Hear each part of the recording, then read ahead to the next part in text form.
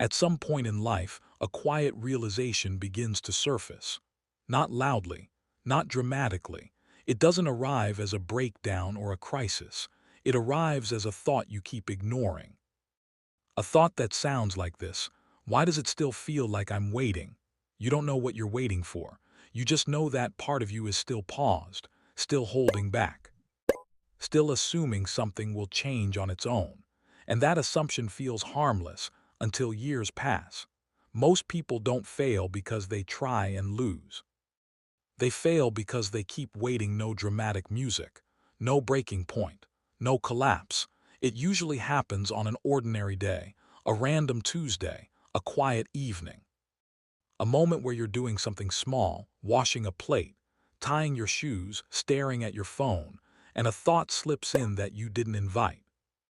Is anyone actually going to help me, or is this just it? And you immediately push that thought away because it feels dangerous.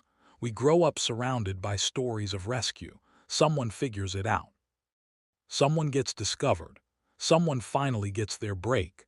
Someone steps in at the right time. So without realizing it, we carry that expectation into adulthood. We don't say it out loud, but we live like help is scheduled. Like life is building toward a moment where things finally make sense for us. Let me tell you about Tom. Tom wasn't lazy. He wasn't clueless. He wasn't failing. That's what made it worse. Tom did everything right. He finished school, got a job, showed up on time, paid his bills. From the outside, nothing was wrong. But every night, Tom felt this dull pressure in his chest, not panic, not sadness, just heaviness. Like his life was permanently on pause. Tom kept waiting for something specific, though he couldn't name it. A mentor, a sign, confidence, motivation. Something that would finally flip the switch and make him feel like a real participant in his own life. So he waited. He waited through his mid-20s, then his late 20s, then quietly into his 30s. And the strange part, life kept moving. Days passed, years stacked, people around him changed. But Tom stayed in the same emotional place, always preparing, never beginning. One night, after another long day that looked exactly like the last, Tom sat on his bed and realized something that hurt more than failure ever could. No one was coming. No one was going to sit him down and explain his purpose. No one was going to tap him on the shoulder and say, "Now it's your turn." No one was going to rescue him from indecision. And for a moment, that realization crushed him, because it meant something terrifying. It meant the life he wasn't living was his responsibility. This is where most people stop listening. Because this part feels harsh, but stay with me because this is where the story changes. Once that truth settled in, Tom felt something unexpected. Relief, not happiness, not excitement, relief. Because if no one was coming to save him, then no one was controlling him either. For the first time, Tom stopped waiting to feel ready. He stopped waiting to feel confident. He stopped waiting for clarity. He stopped waiting for motivation to magically arrive. Instead, he asked a different question.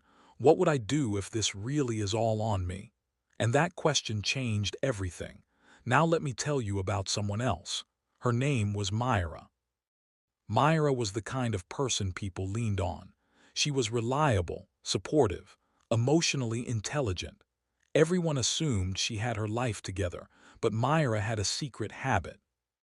Whenever things got uncomfortable in her own life, she distracted herself by helping others. Fixing other people felt productive. Avoiding herself felt safe. Myra believed quietly that one day someone would notice how much she gave. That someone would return the favor. That someone would finally show up for her the way she showed up for everyone else. So she kept giving. Years passed. No one came. The breaking point wasn't dramatic, it was a missed phone call. She was overwhelmed, exhausted, barely holding herself together, and she realized something painful. She had built a life where everyone relied on her, but no one was responsible for her. That night Myra cried not because she felt unloved, but because she finally saw the truth. She had been waiting to be chosen. Here's what nobody explains to you. Waiting to be saved doesn't always look like helplessness. Sometimes it looks like patience. Sometimes it looks like loyalty. Sometimes it looks like being the strong one. But underneath, it is the same belief. I'll start living once someone else makes it safe. Tom and Myra learned the same lesson in different ways. No one was coming. And yes, that realization hurt. But it also handed them something rare: agency. When you accept that no one is coming to save you, three things happen. First, excuses lose their power. Second, responsibility becomes unavoidable. Third, your life becomes yours again. Tom started small, embarrassingly small. He worked on things before he felt confident. He made decisions without perfect certainty. He moved forward while still afraid. And slowly something shifted, not his circumstances, his self-respect.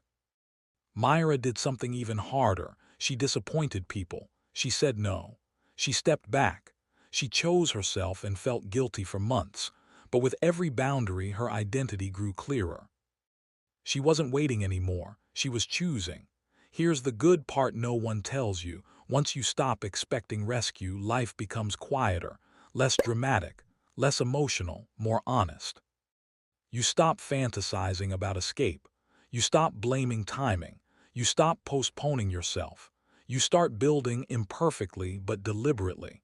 When you stop expecting rescue, you become grounded.